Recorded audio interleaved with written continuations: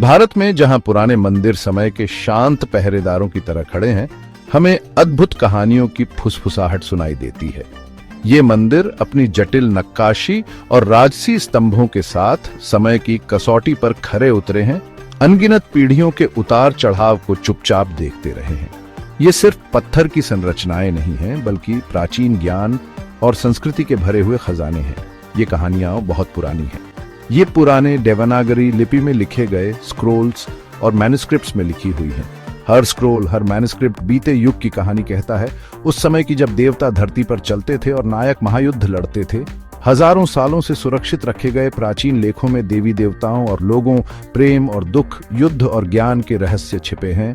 महाभारत, ये महाकाव्य अपने पात्रों और घटनाओं की समृद्ध बुनाई के साथ मानवीय अनुभव और दैवीय हस्तक्षेप का खजाना है। यह एक बहुत बड़ी कहानी है जिसने कई सालों से लोगों को हैरान किया है।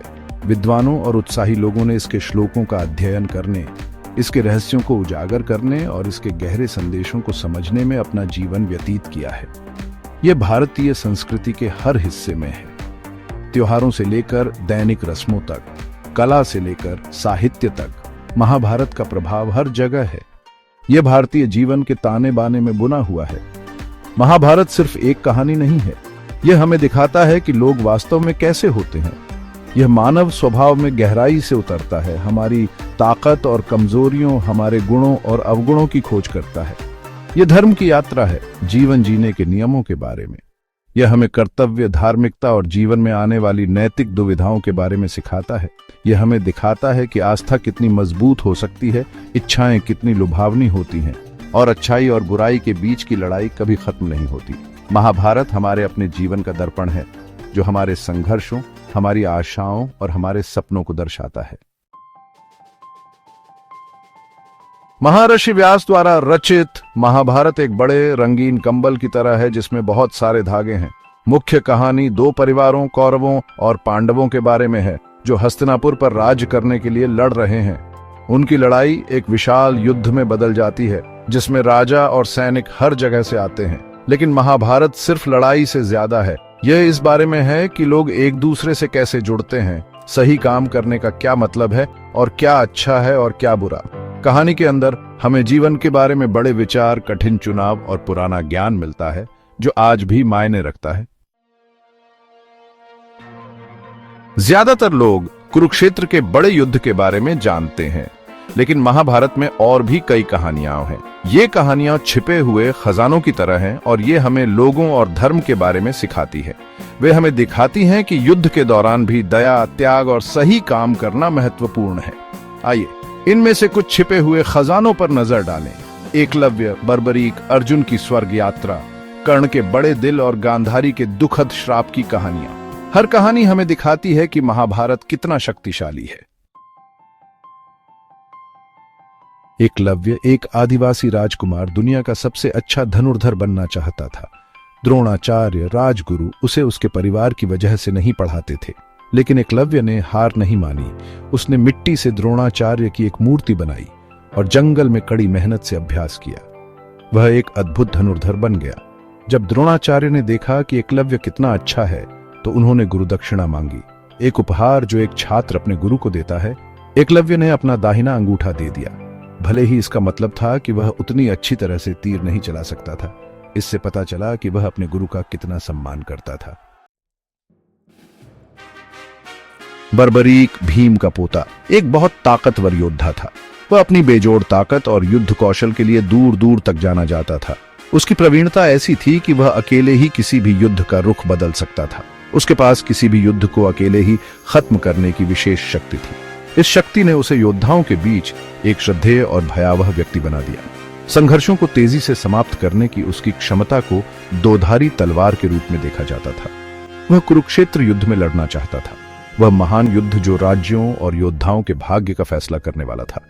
बर्बरीक का मन इस महाकाव्य टकराव में भाग लेने पर टिका हुआ था, लेकिन एक समस्या थी। हमेशा कमजोर पक्ष के लिए लड़ने की उसकी अनोखी शक्ति का मतलब था कि उसका हस्तक्षेप युद्ध के प्राकृतिक क्रम को बाधित कर सकता है। वह हमेशा कमजोर पक्ष के लिए लड़ता था, लेकिन उसकी शक्ति युद्ध को बहुत जल्दी खत्म कर सकती थी, इससे पहले कि अच्छाई जीत पाती। इस विरोधाभास ने उसे बहुत परेशान किया क्योंकि वह अच्छे से ज्यादा नुकसान नहीं पहुंचाना चाहता था। भगवान कृष्ण जानते थे कि यह बुरा हो सकता है, इसीलिए उन्होंने बर्बरीक को एक कठिन काम दिया, एक बरगद के पेड़ के सभी पत्तों के बीच से एक तीर मारना। कृष्ण अपने दिव्य ज्ञान के साथ बर्बरीक की शक्ति के संभावित परिणामों को समझते थे। कृष्ण ने चुपके से अपने पैर के नीचे एक पत्ता रख दिया। यह देखने के लिए एक परीक्षा थी कि क्या बर्बरीक का कौशल उतना ही असाधारण था जितना कहा जाता था। बर्बरीक का तीर हर पत्ते पर लगा, यहां तक कि कृष्ण के पैर के नीचे वाले पत्ते पर भी। इससे उसकी अविश्वसनीय सटीकता और शक्ति का प्रदर्शन हुआ, जिससे सभी विस्मित रह गए। बर्बरीक को एहसास हुआ कि युद्ध कोई जवाब नहीं है। इस परीक्षा ने उसे अपने कार्यों के गहरे निहितार्थ और युद्ध की असली कीमत को समझा दिया। उसने देखा कि असली ताकत युद्धों को खत्म करने में नहीं बल्कि उन्हें रोकने में है। अर्जुन, महान पांडव धनुर्धर, विशेष अस्त्र शस्त्र प्राप्त करने के लिए स्वर्ग की खतरनाक यात्रा पर गया। वह युद्ध में अच्छाई की रक्षा करने और सही के लिए लड़ने के लिए यह हथियार चाहता था। स्वर्ग में वह अपने पिता देवराज इंद्र से मिला और अन्य देवताओं से सीखा। अर्जुन की यात्रा सिर्फ हथियारों के बारे में नहीं थी, इसने उसे बदल दिया। उसने निष्पक्षता और धर्म के वास्तविक अर्थ के बारे में सीखा। उसने सीखा कि असली ताकत सिर्फ लड़ने में नहीं है, यह अच्छा, दयालु होने और हमेशा सही काम करने के बारे में है। कर्ण का जन्म जादुई कवच और कुंडल के साथ हुआ था, जिससे उसे हराना असंभव था। ये दिव्य उपहार उसे उसकी देवी मां कुंती ने जन्म से पहले ही दिए थे। कवच और कुंडल न केवल उसकी अजेयता के प्रतीक थे, बल्कि उसकी दिव्य विरासत के भी। उन्होंने उसे सभी नुकसानों से बचाया, जिससे वह शुरू से ही एक दुर्जय योद्धा बन गया। लेकिन उसका जीवन कठिन था और लोगों ने उसे स्वीकार नहीं किया। अपने दिव्य उपहारों के बावजूद कर्ण को लगातार अस्वीकृति और अपमान का सामना करना पड़ा।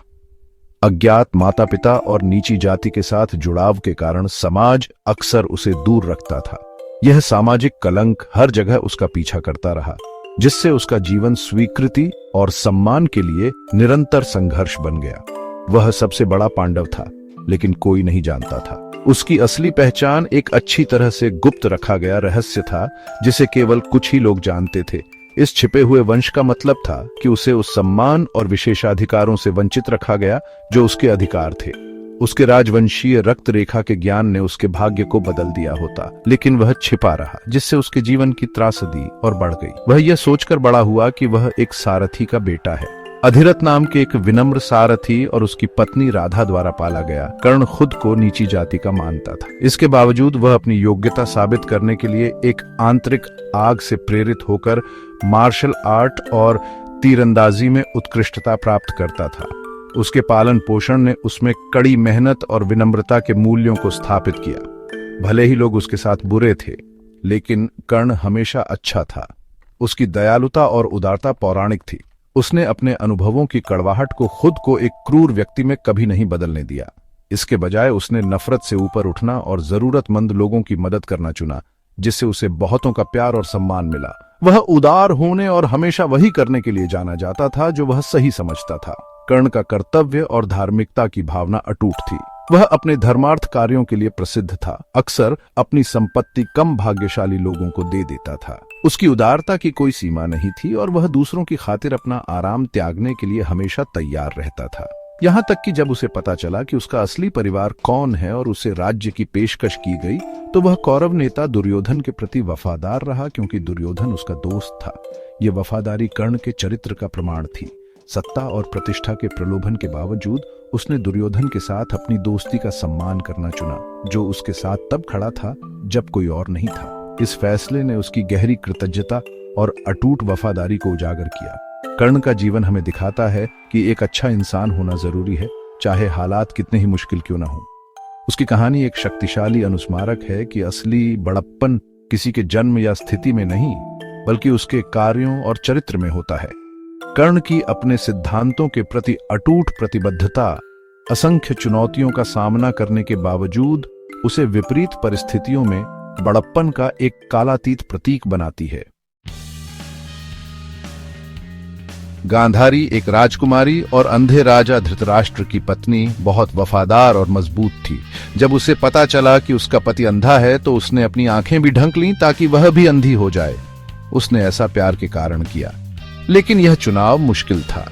वह कौरवों की मां थी और वह अपने बेटों से बहुत प्यार करती थी, तब भी जब उन्होंने बुरे काम किए। अंत में इससे उसे बहुत दुख हुआ।